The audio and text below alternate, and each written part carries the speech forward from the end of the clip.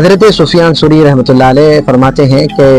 عشر ذوالحجہ کی راتوں میں بصرہ کے قبرستان میں تھا. ایک قبر سے میں نے نور کی شعاعیں نکلتے ہوئے دیکھی تو غیب سے آواز آئی کہ اگر تم بھی چاہتے ہو کہ تمہارے قبر سے یوں ہی نور کی شعاعیں نکلے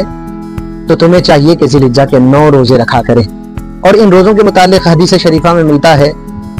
کہ ایک شخص روزے رکھا کرتا تھا تو سرکار مدینہ علیہ الصلوۃ والسلام نے ملاحظہ فرماتے ہوئے ارشاد فرمایا کہ ہر روزے کے بدلے میں اللہ تبارک و تعالیٰ تمہیں 1000 غلام آزاد کرنے کا، 1000 اونٹ اللہ کی راہ میں قربان کرنے کا اور 1000 گھوڑے اللہ کی راہ میں دینے کا ثواب اللہ رب العزت عطا فرماتا ہے. اور جیسے ہی 8 ذی الحجہ یعنی یوم ترویہ آتا ہے تو اس دن روزہ رکھتے ہیں تو اللہ تبارک و تعالیٰ اس کے بدلے میں 1000 غلام آزاد کرنے کا ثواب، 1000 اونٹ اللہ کی راہ میں قربان کرنے کا اور 1000 گھوڑے اللہ کی راہ میں دینے کا ثواب اللہ رب العزت عطا فرماتا ہے.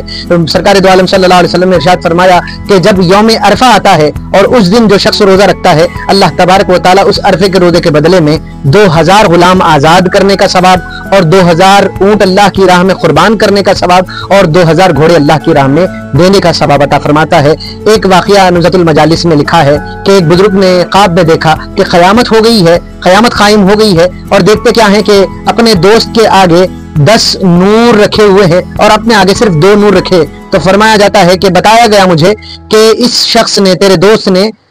10 سال عرفہ کا روزہ رکھا، یعنی اپنی زندگی میں 10 سال عرفہ کا روزہ رکھا اور تم نے صرف اپنی زندگی میں صرف 2 سال عرفے کا روزہ رکھا، اس لیے اس کے آگے 10 نور ہے اور تمہارے آگے صرف 2 ہی نور ہے.